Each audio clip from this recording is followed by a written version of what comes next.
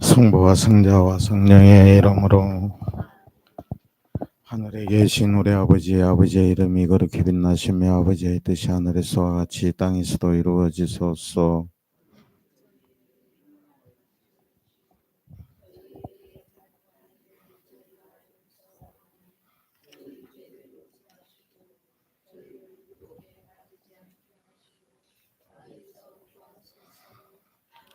성부와 성자와 성령의 이름으로.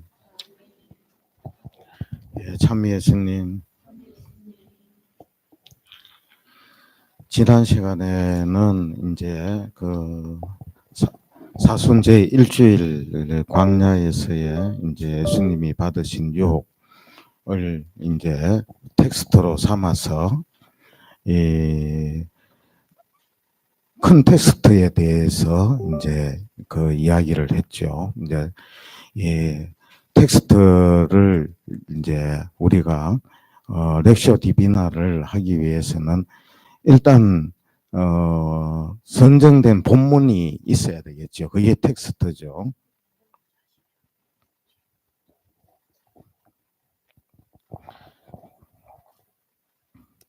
이제 선정된 본문이 있죠. 본문이 있으면 일단은 그 본문에 대해서 이제 표면적인 의미를 먼저 파악을 해야 되죠. 어디서 어디까지다. 이제 우리 보통 이 매일 미사책에는 이 텍스트에 대해서는 아주 잘 나와 있죠. 갈라져서 이렇게 나와 있고 이제 매일 텍스트가 하나씩 나오죠. 복음 텍스트 하나 나오고 또 독서 텍스트 하나 나오고 또 뭐 다른 이런 이제 텍스트가 하나 나오는데, 근데 이제 일단은 우리가 렉시오 디비나를 하기 위해서는 이 텍스트를 먼저 파악을 해야 되죠. 자기가 할 수 있는 한도 안에서 이제 표면적인 의미를 파악한다, 이렇게 이야기를 합니다. 지난번에 요거 읽어 보셨습니까? 이거 예? 요거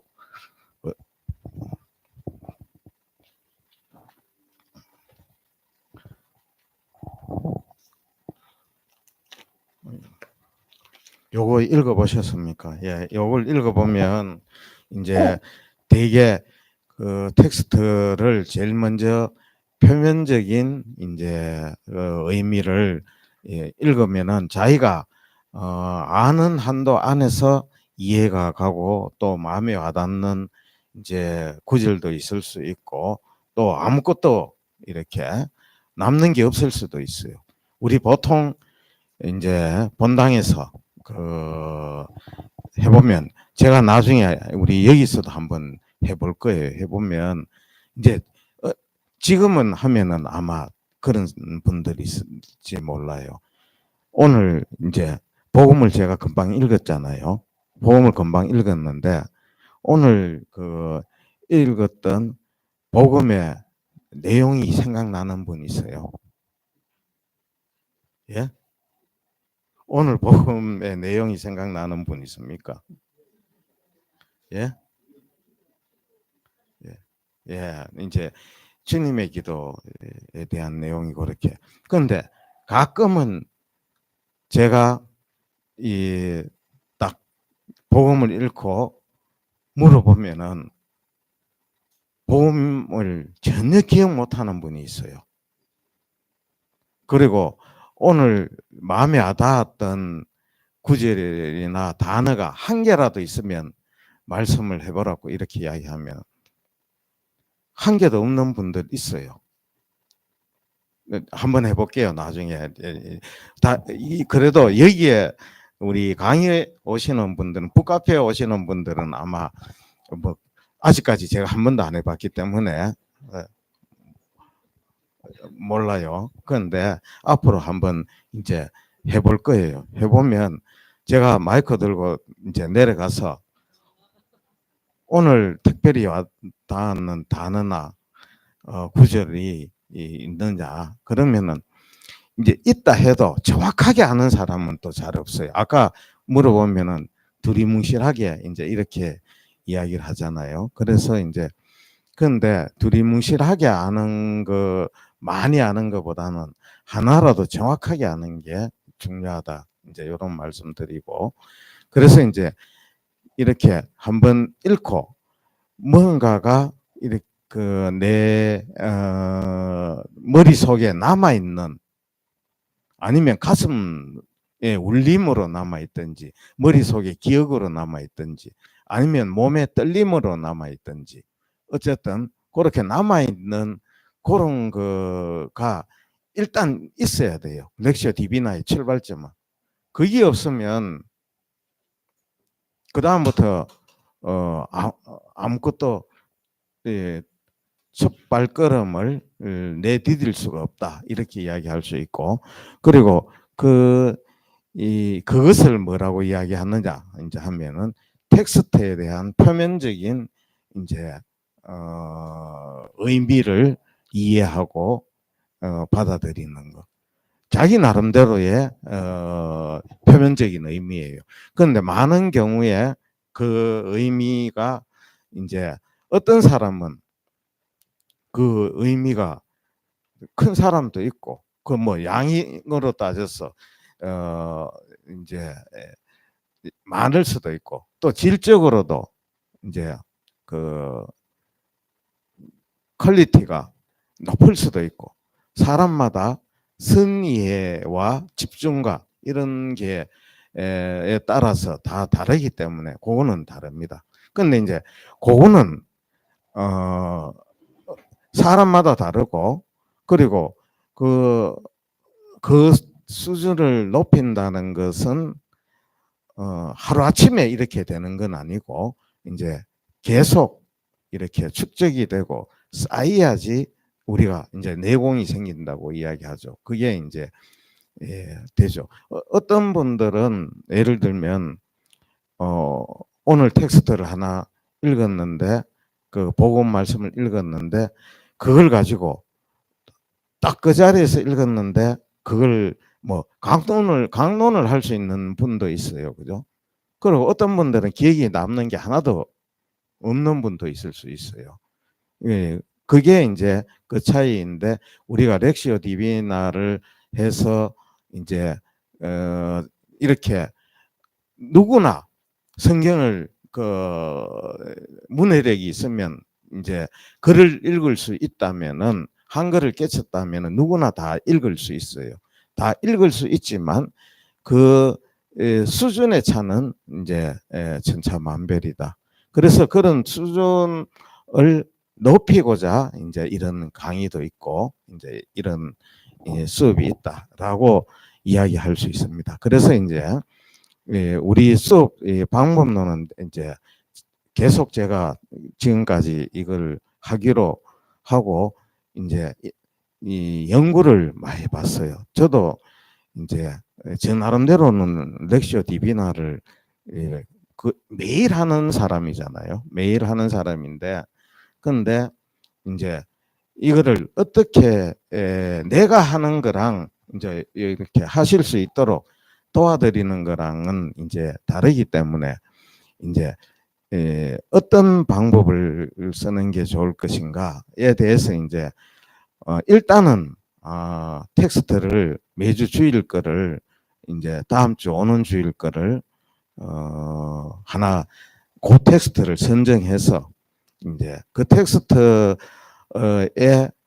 적합한 기초신학적인 그 렉시오 디비나 방법론에 따라서 그때마다 이렇게 한 가지씩이라도 이제 그 이해할 수 있는 그런 이제 그를 팁을 이제 예를 들면 지난주에 제가 말씀드린 거는 그런 거였죠.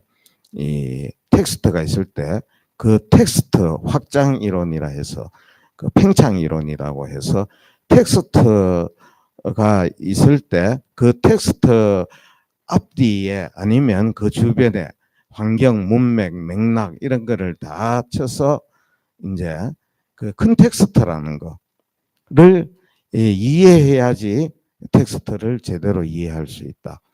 어떠한 부분이라도 그 부분을 이해하기 위해서는 그 앞뒤에 뭐가 나오는지 최소한 그런 내용들을 이제 알아야 된다.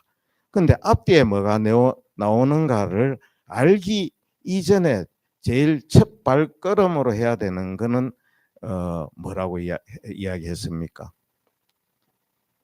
예, 표면적인 의미를 탐구하는 거예요. 그 표면적인 의미를 이제 읽고 일단은 본문을 이제 선택해야 되겠지요. 텍스트를 선택해야 되겠죠. 그런데 우리는 이제 주일 복음을 텍스트로 이제 선택하기로 했으니 그것을 일단은 한번 읽어보면서 이제 어떻게 되어져 있는가를 먼저 생각해야 된다.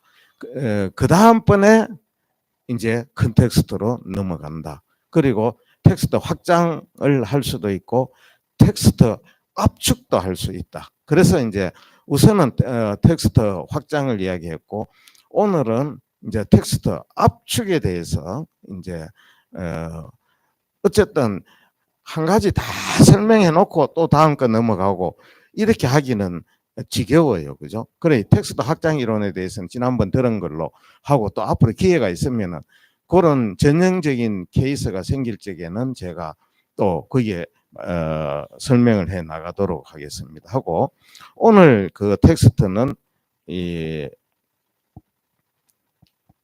사순 2주간 거를 이제 하기로 했죠. 그래서 아마 오늘 이 텍스트를 렉셔 디비나를 하고 다음 주에 주일 미사 때 가서 강론을 들어보면 아마 예, 틀림없이 다를 거예요. 예, 틀림없이 이렇게 이제 어떤 측면이 이렇게 잘 와닿고 잘 이해가 되는 측면도 있고 어떤 때는 또 갑갑할 수도 있어요. 갑갑할 수도 있고 뭐 이런 건 아닌 것 같은데 이럴 수도 있어요. 나중에 시간이 지나면. 근데 이게 이제 하루 이틀 만에 되는 건 아니고 이제 이 쌓여야 됩니다. 이게 이제 축적이 돼야 된다. 그래서 우리가 제일 먼저 해야 되는 거는 본문을 정하는 거라 했죠. 그죠? 그 본문은 우리가 이제 사순이주일 걸로 정했어요. 그 다음번에 하는 거는 표면적인 의미를 파악하는 거다. 그럼 표면적인 의미를 파악하기 위해서는 어떻게 해야 되겠어요? 그렇죠. 예, 일단 읽어봐야 돼요. 그래서 우리가 여기 매일미사책 갖고 계시면은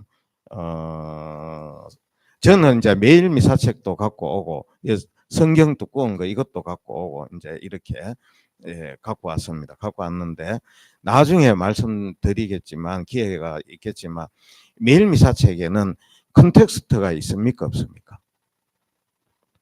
텍스트만 있어요. 그죠? 텍스트만. 그런데 제가 지난 시간에 이야기했죠. 텍스트만 알고 아는 걸로는 그 텍스트마저도 제대로 이해할 수 없다. 이런 말씀을 제가 드린 적이 있어요. 어느 하나를 아는 것은 그 하나도 제대로 아는 게 아니다. 그 텍스트만 있어요. 그래 이 매일 미사책의 한계가 뭐냐? 그래 저는 미사 때마다 여기 위에 성경책을 올려놔요. 그래 왜냐? 갑자기 앞뒤 컨텍스트가 궁금할 때가 있고 컨텍스트가 있어야지 이 강론이 이어질 것 같고 이런 때가 있어요. 그렇기 때문에 여기 항상 성경책을 저는 미사 때 올려놔요. 그런데 이제 미사 전에 저 나름대로는 요즘은 이제 그까지 다 생각을 해서 컨텍스트까지 다 생각을 해서 미사 시간에 이걸 또 찾는다고 막 이렇게 해서 우리 교우들 분심 들게 만들면 안 되겠다 싶어서 열심히 나름대로 읽어가 옵니다. 이제 컨텍스트까지 텍스트만 보고 오는 게 아니고 이제 매일 미사책만 보면은 뭐밖에 없어요. 텍스트밖에 없어요. 그러면 내가 이제 방에서 내 혼자 이제 이거를 읽어봅니다. 그래서 텍스트 확장에 대해서 말씀을 좀 더 지난 시간 했는 거에 더 보탠다 하면 텍스트가 한국말 텍스트 그 앞뒷부분도 있어요. 그럼 텍스트 확장이 어디까지 된다고 지난 시간에 이야기했습니까? 텍스트의 확장은 어디까지? 무한하다. 예, 한정이 없다. 끝이 없다. 그런 이야기 했어요. 그럼 이거 전체 다가 콘텍스트가 될 수 있죠. 그뿐입니까? 또 콘텍스트가 될 수 있는 거는 성경 중에 예를 들면 저는 프랑스어 성경도 있고 히라브 성경도 있고 영어 성경도 있어요. 그것도 콘텍스트가 됩니까? 안 됩니까? 예, 될 수 있어요. 그래서 콘텍스트는 어떻게 됩니까? 계속 확장되는 거예요. 그게 콘텍스트 확장 이론입니다. 우리가 어떤 사람은 그냥 요것만 매일미사책 권할 있는 거 그것도 안 하는 분이 있겠지만 그것만 읽는 분이 있을 수 있고 아니면 성경책을 갖다 놓고 그 앞에 뒤에 지난 시간에 이제 설명을 다 못 드렸습니다만 지난 시간에 텍스트의 표면적인 주제는 뭐였습니까? 예, 광야에서의 유혹이었어요. 그러면 광야에 유혹이 있다.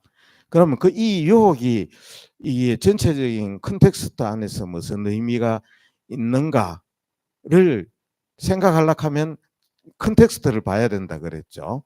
그런데 유혹에 관해서는 우리가 표면적인 의미를 나름대로 알았다 하면 그 앞부분에 뭐가 나옵니까?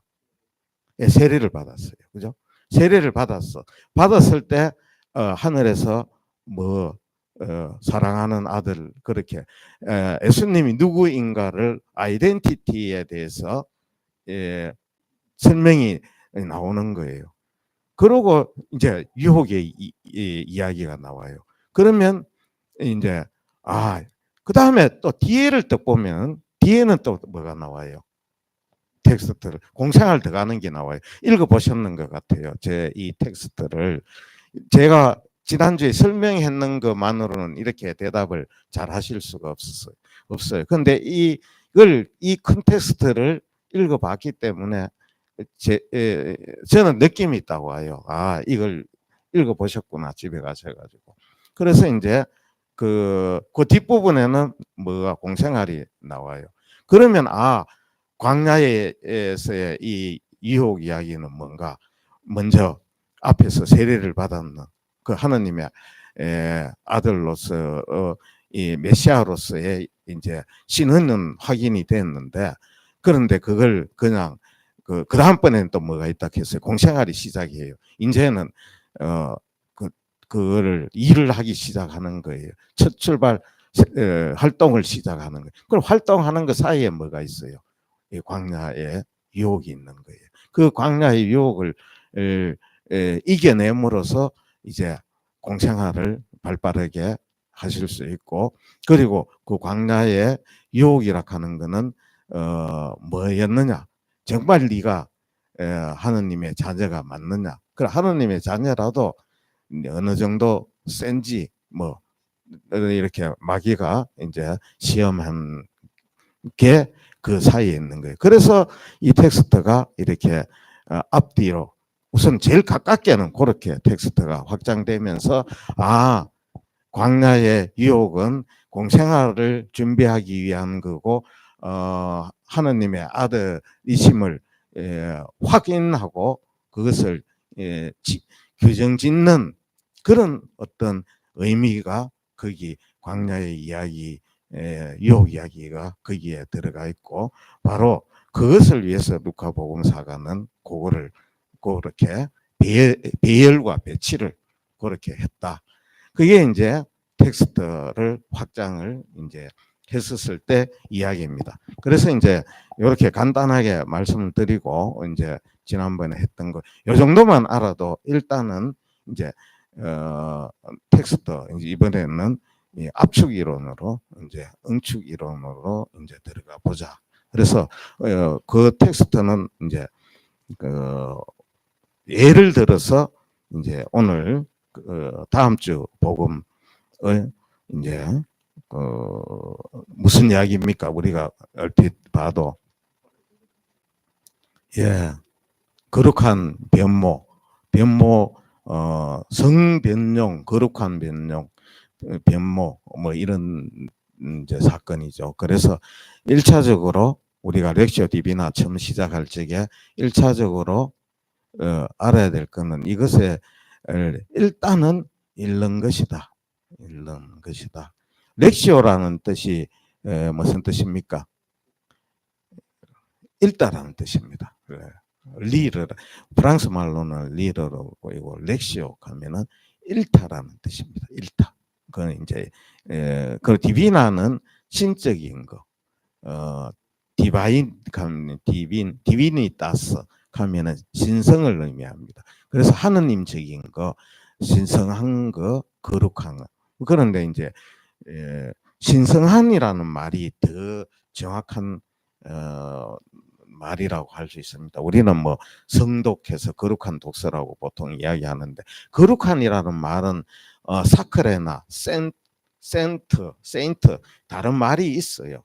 그 거룩하다는 말은 다른 말이 있는데 이제 여기서 렉시오 디비나라는 말은 그런 어떤 그 상투스나 이런 거 하고는 조금 다르다. 그런데 그래서 거룩한 독서라고 하는 거는 제가 볼 적에는 기초 신학이 잘못 번역됐듯이 거룩한 독서도 내가 볼 적에는 모르겠어요. 뭐 이미 이제 그렇게 다 읽고 그거를 이제 이해를 그렇게 하기 때문에 뭐 이미 한번 만들어진 걸 제가 바꿀 수는 없어요. 그래서 저도 뭐 거룩한 독서 이렇게 표현을 하는데, 이제 렉시오 디비나라는 말이 우리 입에 익숙해지면 좋겠죠. 그러기 위해서 제일 먼저는 렉시오를 해야 된다. 렉시오를 해야 되는데, 그게 이제 처음부터 얼마나 디비나 할지는 몰라요. 얼마나 거룩할지 디비나 할지 뭐 이게 이제 할지 모르고 그냥 렉시오 무슨 뭐만 할지 잘 모르는데, 근데 이게 이제 점점 앞으로 그리고 미리 결론을 나오는 김에 말씀을 드리면은 렉시오 디비나가 얼마나 잘 되었는가를 그 단계별로 우리가 그 제가 여기다 어디 올려놨어요. 했는데 잘 되었는가를 측정하는 기준이 있어요. 그 기준이 뭔지 그거는 뭐 이거는 아무리 제가 말씀드려도 이거는 계속 해도 되는 말은 자기 자신이 변화되는, 렉시오를 하고 하나도 변화되지 않으면 그거는 디비나가 아니죠. 변화된다. 단순한 변화냐? 회심을 하는 거. 메타노이아. 회심, 회개 하는. 그거가 렉시오 디비나의 목적이다. 회심과 회개. 내 자신의 삶을 바뀌는 거. 그래 오늘 렉시오 디비나를 하기 전과 한 후에 똑같으면 그냥 렉시오 한 거예요. 그래도 안 한 것보다는 뭐 낫겠죠. 그런데 렉시오를 했는데 내가 변화되고 내가 회심하게 되고 회개하게 되면, 그러면 그게 바로 디비나, 렉시오 디비나가 된 거예요. 그러면 그 디비나의 한계는 내가 항상 이야기하죠. 끝이 있습니까? 없습니까? 없어요. 그거는 항상 전진만 합니까? 후퇴할 때도 있어요. 예, 퇴보할 때도 있고. 그래서 렉시오 디비나의 목적은 그런 것이다. 그러기 위해서는 먼저 렉시오를 해야 된다. 읽기를 해야 된다. 그래서 좀 처음에 이제 이런 이야기들을 이래 여기 지금 빨리 1km 들어가야 되는데 1km 들어가지는 안 하고 자꾸 이제 이런 거를 조금씩 그거 이제 알아야 돼요. 이제 주변에 요게 이제 요런 내용을 말씀드리는 게 기초신학적이라는 뜻입니다. 기초신학적인 렉시오 디비나라 할 때 이게 이런 거를 이제 지금 이렇게 사이사이에 제가 설명을 넣는 게 이제 기초신학적인 방법론이다. 이렇게 말씀드릴 수 있습니다. 그래서 앞으로 이게 이제 계속 좀 진행되면 기초신학이 뭔지도 이제 알게 될 것이고 렉시오 디비나가 뭔지도 알게 될 것이고 또 뭐 그냥 렉시오는 뭔가 뭐 이렇게 이제 우리가 알 수 있게 되겠죠. 그래서 일단 이제 그 렉시오로 이제 들어가도록 하겠습니다. 요거는 우리가 다 함께 작은 소리로 그냥 제가 읽는 것보다 내 이 탁한 목소리보다는 원래 이 렉시오 디비나의 그 아주 본질적인 가치 중에 하나가 공동체 안에서 공동체적으로 읽는다 하는 그런 거가 포함되어져 있어요. 그 대개 지금까지 알려지기로 이제 개신교는 혼자 읽는 경우가 많아요. 공부하듯이 막 이렇게 열심히.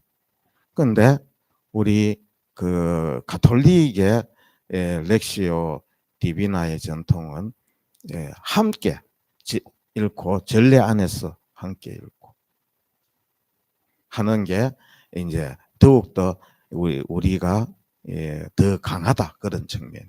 그래서 우리가 오늘 요거 갖고 있습니까? 매일미사체. 그러면 사순 제2줄 95페이지 루카가 전한 거룩한 복음입니다. 자, 한번 읽어보도록 하겠습니다. 하나, 둘, 셋. 그때에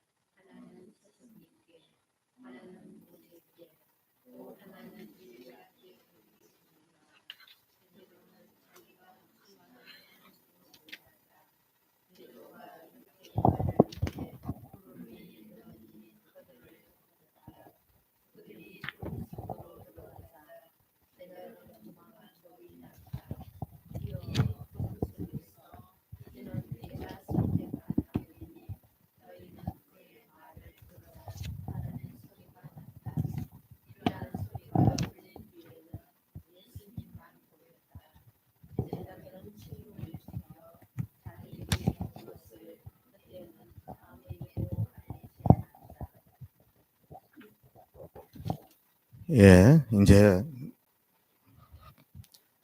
표면적인 이제 그 의미는 각자 자기가 가지고 있는 전 이해와 관심에 따라서 이제 다 다를 것입니다. 다 다를 것인데, 근데 이제 우선은 볼 적에 장소적인 배경은 산이라는 거 알 수 있고, 그죠? 그리고 이제 등장 인물들을 보면은 모세와 엘리야 그리고 제자들이 등장해가 있고, 그리고 이제 그리고 이제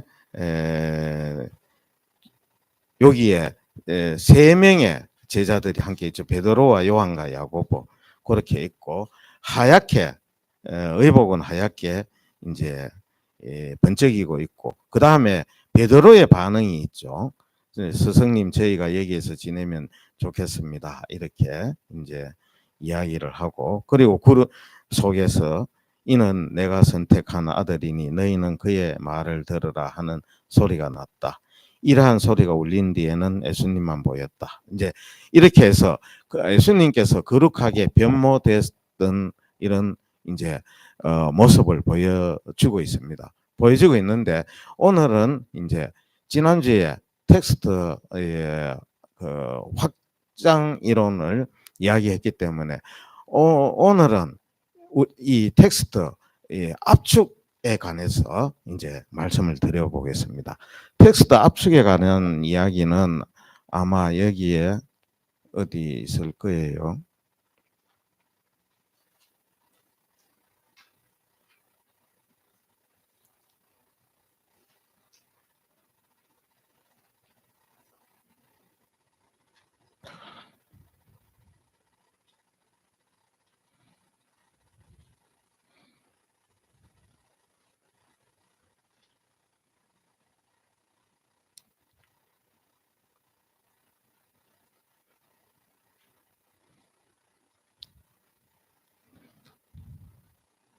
여기는 안 들어가는 것 같습니다. 안 들어갔고, 여기에 제가 따로 요걸 해서 내만 그냥 갖고 있게 됐는데, 요거 나중에 봐서 하나 인쇄해서 이제, 근데 이제 이 우리가 어떤 텍스트를 정했지 않습니까? 정했으면 어떤 경우에는 어디에요?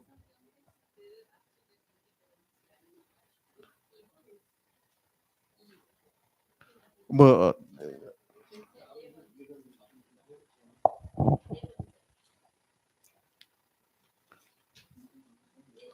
근데 아요 뭐 예.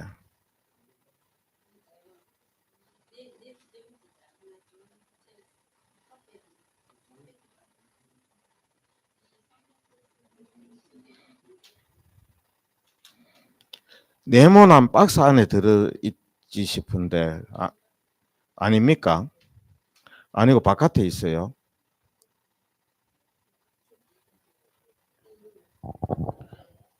텍스트 압축 이론이라고.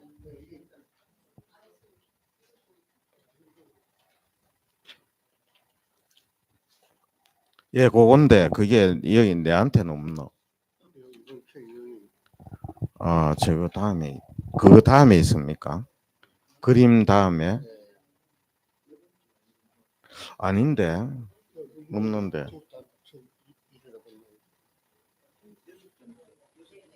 아, 여기 있네. 예, 예, 예. 텍스트 압축 이론이라고 있습니다. 그죠?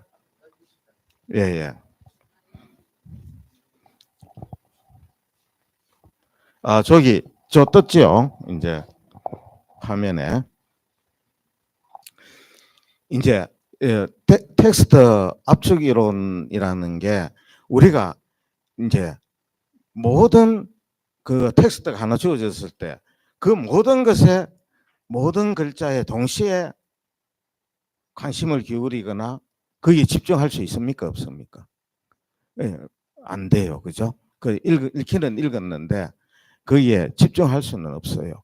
그러면 이제 그런 데다가 우리 오늘 이 텍스트는 친절하게도 항상 우리의 매일 미사에 나오는 텍스트는 좀 길면 긴 대로 짧으면 짧은 대로 어느 정도 일정한 그 사이즈가 있어요. 그죠?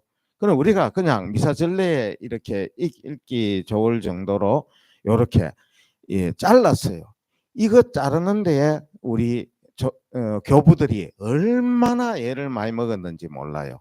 이렇게 미사 때에 이거 그 복음과 독서를 이렇게 배열하고 배치하고 요거 하는 거에 엄청나게 많은 노력을 기울여서 했기 때문에 우리는 알맞은 지금 그 주일 미사, 평일 미사, 복음 본문 텍스트를 이렇게 우리가 알맞게 갖고 있는 거예요. 그런데 만일 그게 없다고 치면은 성경을 읽을 적에 텍스트가 이게 그 어디까지가 텍스트고 어디까지가 컨텍스트고 이거를 뭘 어디서부터 어디까지 읽고 또 그 안에서 뭐를 묵상하고 기도하고 뭘 있습니까 없습니까? 그런 거 할. 예. 너무 긴 텍스트인 경우에. 텍스트가 짧은 경우에는 제가 아까 말씀드렸죠.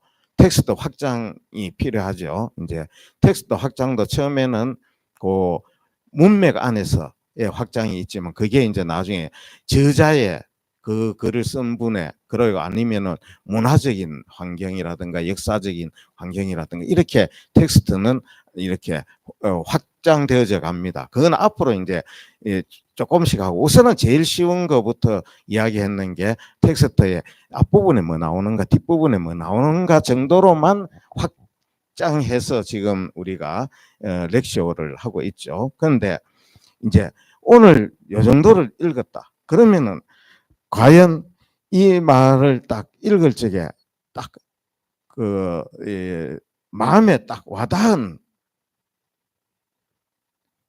단어나 문장이 있습니까?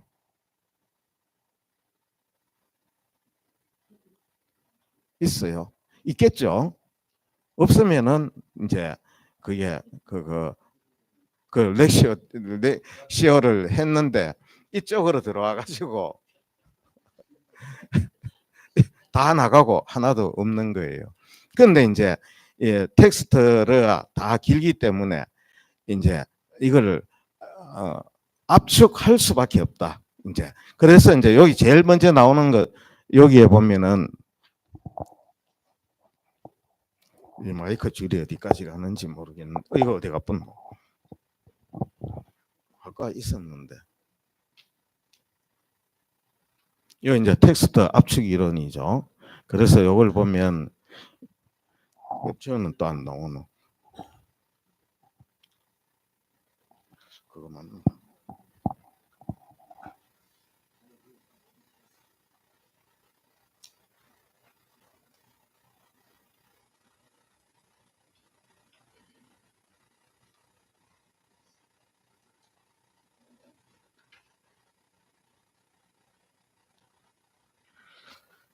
괜히 잘못 만져서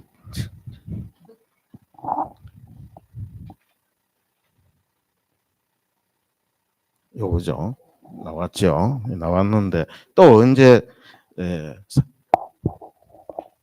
여기에 보면 이제 텍스트 압축 이론이다 이렇게 있죠. 텍스트 압축 이론은 이제 긴 텍스트에서 내용은 유지하면서도 불필요한 이제 압축하기 위해서는 어떻게 해야 되겠어요? 내 마음에 와닿든지 아니면 그런 거 내한테 딱 이렇게 뭔가 딱 남는 거, 그런 유용한 거, 필요한 거 그런 것들은 압축해서 남겨야 되고 안 그런 거, 이거 툭 읽었는데 이 단어가 무슨 말인지 모르겠다. 그러면 그런 거는 제거합니까 안 합니까? 그것도 이제 진지하게 들어가면 제거하지 않죠. 왜냐? 내가 모르기 때문에 이거 뭐 저기에다가 또 어디 검색도 해보고 뭐 어떻게 해야 되겠다. 그래서 꼭 이게 어떤 게 살아남고 어떤 게 제거되고 이런 거를 예단할 수가 없어요. 그래서 이제 이 디비나예요. 이 렉셔 디비나예요. 이제 우리가 우리 생각과 다르게 이렇게 뭔가가 다가오고 그게 이제 어떤 경우에 하느님의 말씀일 경우가 많다는 거예요. 전혀 생각지 않았는데 그랬는데 그래서 불필요한 요소를 하고 정보 획득과 전달 우리가 텍스트에서 지식과 정보를 획득하고 전달하는 거를 그러니까 필요한 거는 챙기고 불필요한 거는 빼고 그러면서 이제 내한테 와닿는 거는 챙기고 내한테 와닿지 않는 거는 버리고. 그런데 또 와닿지 않았는데 이거는 되게 어려운 거라서 버리기도 하지만 내가 잘 모르기 때문에 또 그거에 대해서 더 관심을 가질 수도 있다. 그래서 렉시오 디비나라고 하는 것은 그 안에 근본적으로는 이 인간의 어떤 자율성이 굉장히 작동하는 것 같지만 수동적이에요. 그래서 이게 주어지는 거. 뭐 어디로부터 주어진다는 말씀은 지금 드리진 않겠어요. 어쨌든 렉시오 디비나는 굉장히 능동적인 것 같지만 굉장히 수동적이다. 우리가 기도나 관상이라든가 이런 것도 굉장히 내가 열심히 기도해야지 능동적인 것 같지만 기도하는 게 맞아요. 기도 되는 게 맞아요. 아니면 하게 돼요. 아니면은 해요. 해지는 거일 수도 있어요. 그러니까 우리나라 말에 이게 아주 애매한 게 또 없어졌어요. 이거를 어떻게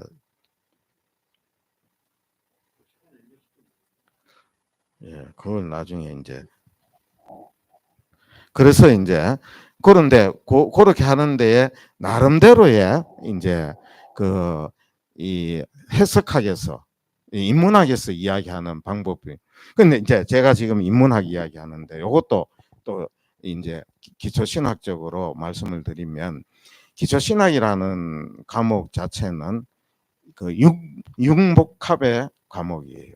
쉽게 이야기하면 우리 신앙에 관한 것에 관한 것과 그리고 우리 신학, 성서학 우리가 이야기하는 교리와 과목 간에 다리를 놔주고 연결시켜주고 결합시켜주고 구별해주고 그렇게 하는 게 기초신학이다. 기초신학이라 하는 거는 이제 예를 들면은 우리가 신학이 있고 그러면 외부에 보면 불교가 있다든가 아니면은 우리가 문사철이라는 게 있어요. 문학, 뭐 역사, 철학, 뭐 종교학, 무슨 이런 여러 가지 이 학문들 신학 외적인 외곽의 인문학적인 거, 뭐 그게 과학이든 그것들과의 경계선에 있는 신학이 바로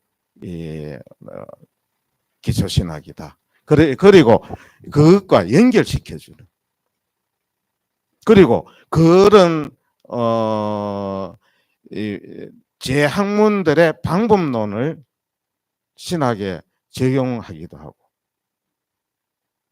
그게 다른 학문들과의 경계에서 그것을 융복합하고 서로 연결을 하여주고 또 한편으로는 구별해주고 그래서 뭐 다른 종교들이라든가 뭐 개신교라든가 아니면은 무슨 유물론이라든가 아니면 무슨 뭐 철학이라든가 종교학이라든가 심리학이라든가 사회학이라든가 그 인문학이라든가 문학이라든가 고전학이라든가 이런 것들과의 경계선 그러니까 우리 북카페에도 보면 유교와 그리스도교라는 과목이 있어요. 그죠?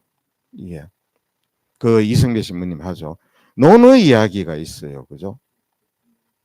있고, 그리고 또 이제 성서와 관련되는 거, 이제 그래도 인문학적인 이에요. 저기 송 신부님 있고, 또 이제 쭉 뭐 그런 거를 어떤 이제 주변에 경계에서 다리를 놓는 역할. 이게 이제 1차적으로 오늘날 기초신학의 역할이다. 이렇게 이야기할 수 있습니다. 그전에는 주로 이단이라든가 그 초기에는 그랬는데 지금 이제 근대에 와서는 이제 많은 철학이라든가 뭐 학문이라든가 이런 것들이 많이 생겼어요. 그 중에서 어떨 때는 우리 가톨릭의 입장을 옹호해야 될 때도 있고, 어떨 때는 지켜야 될 때도 있고, 어떨 때는 설명해야 될 때도 있고, 뭐 간혹은 뭐 싸운다 하면 이상하지만 뭐 하여튼 그거 이제 논리적으로 학문적으로 다툴 일도 있을 수 있죠. 그럼 그 경계선에서 하는 게 바로 이 기초신학이다. 그렇기 때문에 텍스트 압축 이론이라는 거, 저것도 과감하게 우리가 텍스트를 이해하는 데에 인문학적인 문학적인 그런 방법론이죠. 방법론을 이제 성경에 적용해서 렉시오 디비나에 적용해서 우리가 성경 본문도 하나의 문학일 수도 있고 시일 수도 있고 뭐 다 그런 이죠. 그렇기 때문에 그 방법론을 쓴다. 그래서 텍스트가 너무 긴 경우에는 그걸 축소하고 그 메시지를 정확하게 얻어내기 위해서는 그런 걸 해야 된다. 그래서 이제 그런 핵심 원칙이 뭐냐? 최소 정보의 원칙이다. 단순한 형태. 불필요한 거는 제거하고 단순하게 남겨놓고, 우리가 뭘 막 이것저것 무거운 짐 잔뜩 들고 우리가 잘 뛸 수 있습니까?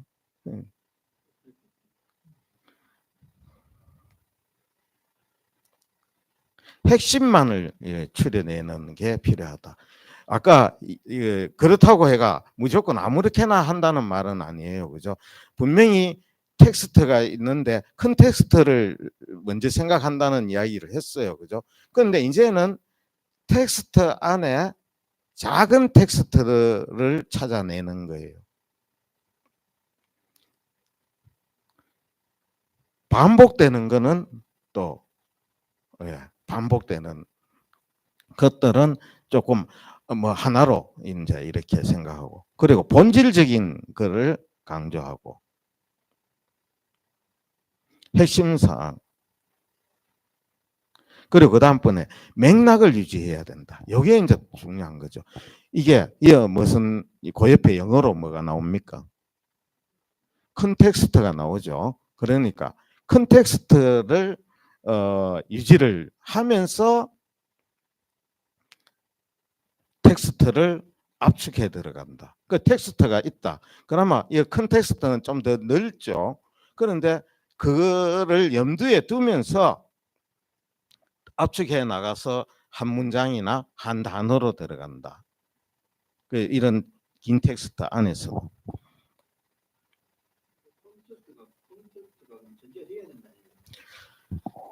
예, 컨텍스트가 지난 시간에 말씀드렸죠. 컨텍스트가 항상 컨텍스트 없는 텍스트 없고, 텍스트 없는 컨텍스트 없고, 컨텍스트와 컨텍스트가 맞물려 있고, 또 컨텍스트와 텍스트가 맞물려 있고, 텍스트와 또 이 컨텍스트와 텍스트 네 가지가 동시에 맞물리기도 하고, 거물망처럼 이 우리의 본문은 그렇게 되어져 있다. 그래서 이게 텍스트라는 말이 요거는 안 읽어보신 것 같은데 제가 설명을 안 드렸어요.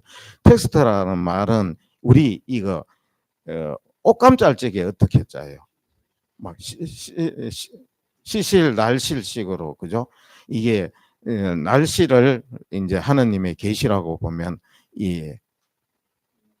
요거는 그러니까 하느님과 인간의 사이에서 벌어지는 그것이 서로 직조되듯이 이제 직조되는 그게 텍스트라는 거예요. 텍스트가 직조된 거 이런 뜻이죠. 직조된 거, 짜여진 거. 그 천짜여지듯이 짜여진 거. 그 텍스트는 그렇게 다 팽팽한 거물망처럼 그렇게 아래 위로 옆으로 이렇게 가로지르기 세로지르기를 하면서 그렇게 짜여져 있다. 이제 이렇게 텍스트가 원래 그런 뜻이고, 컨텍스트는 말씀드렸죠. 그런 텍스트에다가 앞에 컨이 붙었는데, 컨이 라틴어의 꿈이 변해서 컨으로 붙었는데, 꿈이 무슨 뜻인가 하면 뭐뭐와 함께라는 뜻. 영어의 위드. 그래, 그 위드 컨텍스트다. 이렇게 이해를 하면은 그 텍스트와 함께 있는 거, 그 주변에 있는 모든 맥락과 환경과 상황과 이런 모든 것을 컨텍스트다 이야기하고, 그런데 이 컨텍스트를 놔버리고 뭐 하나를 압축해서 어느 단어 하나를 잡는 그는 하수들이 하는 거죠. 그죠? 그게 이제 하수들은 뭐 그렇게 할 수밖에 없어요. 이거 당장에 이거 잡고 있으면은 이거 지금 뭐 여기 뭐 하나 보물 하나 떡 잡고 있으면 또 다른데 더 좋은 보물이 같이 있는 건데 다 할 수 있는데 그냥 뭐 여기에만 집중하게 되죠. 그런데 이제 나중에 되면은 오늘 지나면은 아마 그 이제는 텍스트를 보는 눈이 아마 달라질. 지난주하고 아마 오늘 또 달라질 거예요. 그게 이제 물론 영성적으로 이렇게 아까는 영성적인 걸 이야기했어요. 그죠? 이렇게 이제 변화되고 메타노야 회심과 회두가 일어나야 되지만, 이런 지성적으로도 틀림없이 이 렉시오를 하고 나면 뭔가가 이제는 성경 보는 눈이 달라져야 돼. 그래서 이제 저기에 이거를 어떻게 누가 좀 사무장이 좀 들으라 해야 되겠는데, 그래야 이걸 잘 하지. 예? 예, 유지 시간은 어디 있어 하는지를 잘 모르겠는데, 하여튼 다음 시간에는. 그래서 이제 시간이 많이 됐는데, 그래서 오늘은 이제 텍스트 확장 이론과는 반대 방향으로 나가는 이제 압축 이론에 대해서 이야기했어요. 그리고 이제 요거는 보통 해석학에서 다 하는 거예요. 하는 건데, 이제 제가 그 뒤에 보면은 성경 텍스트 압축의 단계별 원칙 있습니까? 없습니까? 있죠. 예. 그래서 요거는 이제 특별히 아까 이거는 어느 텍스트든지 간에 다 해당되는 그런 거였고, 그리고 기초신학적 렉셔 디비나에 따른 텍스트 압축의 원칙 이렇게 나와 있죠. 여기에서도 내용은 아까 거와 대동소이하다.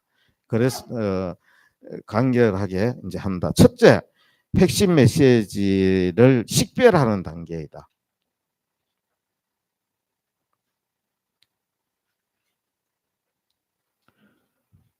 그 핵심 메시지를 식별하기 위해서는 첫째, 신학적 중심 사상을 탐색해야 한다. 신학적인 중심 사상. 그런데 이것도 마찬가지예요. 성경을 모르고 신학적 중심 사상 알 수 있어요, 없어요? 그 신학적인 중심 사상에 대해서 모르면서 성경에서 뭐가 중요한지 알 수 있어요, 없어요? 이게 지난 시간에 제가 말씀드렸던 뭐라 그랬습니까? 서클 헤르메너틱이라고 이야기하죠. 해석학적인 순환. 그렇지만 어쨌든 신학적 중심 사상을 찾아야 되고, 그리고 다른 하나는 이제 교회 가르침과 이제 맞는가 안 맞는가. 우리 가톨릭에 항상 이 교회 교도권과의 일치를 중요시하죠.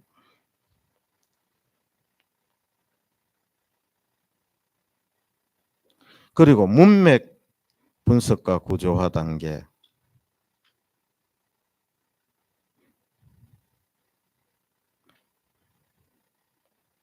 요건 아까 그 텍스트 확장 이론에서 나오는 아까 제가 말씀드렸죠. 그죠?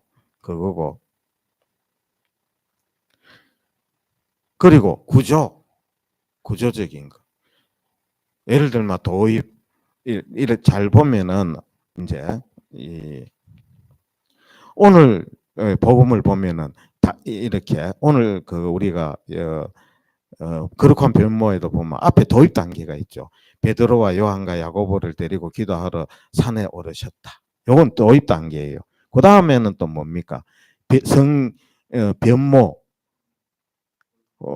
변모하는 그 이제 단계이고, 그리고 거기에서 이제 모세와 엘리야와 대화하는 장면, 그리고 그 다음번에 베드로의 반응, 요렇게 이제 요런 구조를 요렇게 이제 요렇게 나누어 보는 거에서 이제 구조만 나누어도 이미 많이 떨어져 나가죠. 그죠? 그 이제 큰 제목으로 이렇게 이제 도입 뭐 이렇게 돼 버리죠. 그리고 이제 압축 단계가 있다. 구약과 신약의 이런 연결고리. 근데 여기에 이제 그 원어 분석 활용, 요거 제가 아까 말씀드렸죠. 히브리어, 아람어, 그리스어 성경을 우리 그리고 성경 우리나라 말 성경도 있지만 요거 또 공동 번역 성경도 있어요. 그죠? 그리고 개신교 성경책도 있어요. 경우에 따라서는 이것들을 이렇게 그거는 텍스트 확장 이론이에요. 텍스트가 확장되어져 나가는 거예요. 그죠?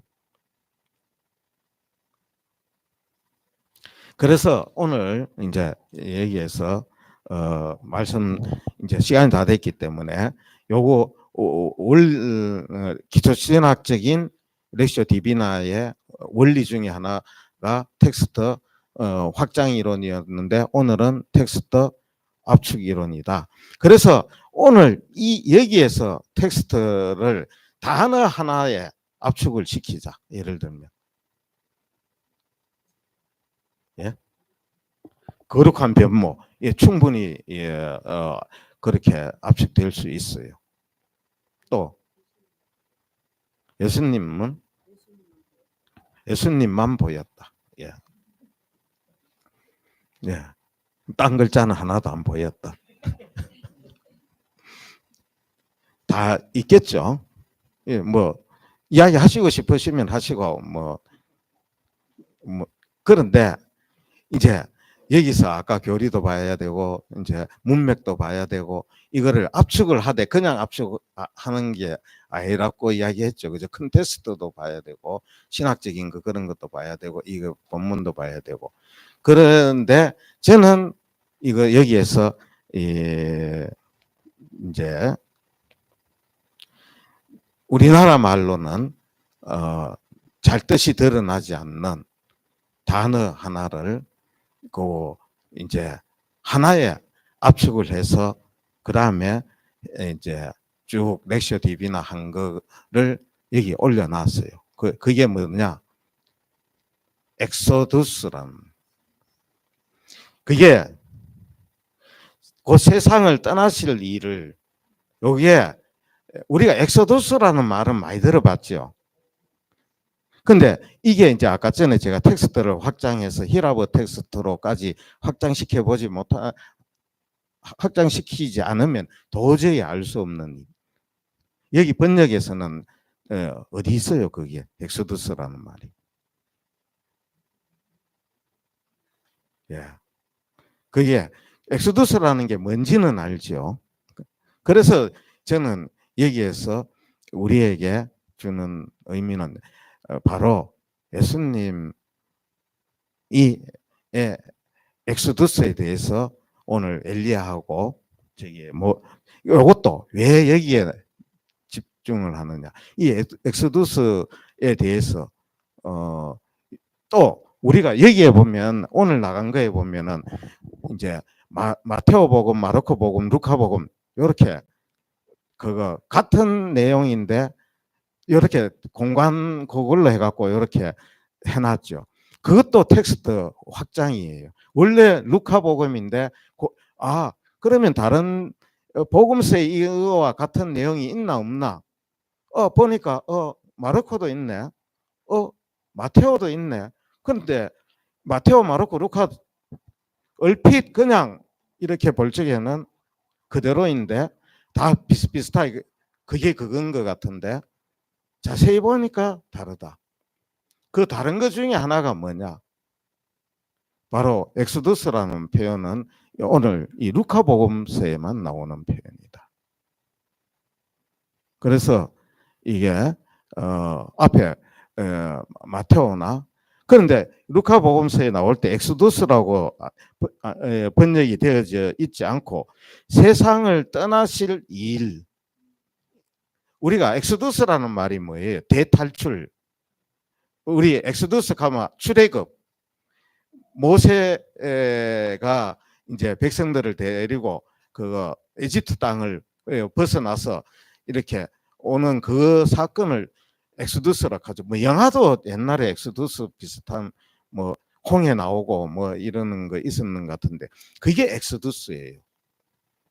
그 엑소두스라고 이제 해놨는데 여기 우리 공동 번역에는 이렇게 그냥 세상을 떠나실 일을 말하고 있다. 물론 세상 엑소두스라는 말이 엑스는 뭐뭐로부터 두스라는 말은 이제 길을 가다 뭐 이런 거예요. 그럼 뭐뭐에서 벗어나서 어디로 가다 이런 뜻이에요. 그러니까 엑소두스 그 에집트에서 벗어나서 가나안 복지로 가다. 그런 거에서 왔는데 예수님께서 당신 자신이 이 세상에서 이제 벗어나서 아버지께로 가는 엑소두스. 그 앞으로 엑소두스가 어떻게 될 건지 이제 죽음과 부활과 고난과 이런 게 쭉 있잖아요. 남은 게 그쭉 있는데 그거에 대해서 이제 이 사람들이 모세, 엘리야하고 예수님이 모여서 그 이야기를 하고 있었다. 그래서 이게 그러면 이게 도대체 무슨 이야기냐? 이제 그게 저는 이제 그거를 그 엑소두스 한 단어의 텍스트 전체를 압축한 것이죠. 그리고 그 다음부터는 또 어떻게 합니까? 텍스트를 렉시오 디비나를 하기 위해서. 그러면 엑소두스야. 뭐 그러면 엑소두스 하면 끝나는 거예요. 엑소두스. 그거는 무엇에서 벗어나는 거다. 그런 뭐 해서 영성적으로는 죄에서 벗어나는 것일 수도 있고 억압에서 벗어나는 것일 수도 있고 나의 게으름에서 벗어나는 엑소두스가 될 수도 있고 뭐 이렇게 렉시오 또 이 디비나의 컨텍스트를 확장해서 자기가 받아들여서 자기가 변화되고 회심하고 회개하고 또 지적으로 수준이 올라가면 그게 바로 렉시오 디비나다. 이렇게 오늘 좀 길었습니다. 영광이 성부와 성자와 성령께 성부와 성자와 성령의 이름으로 아멘.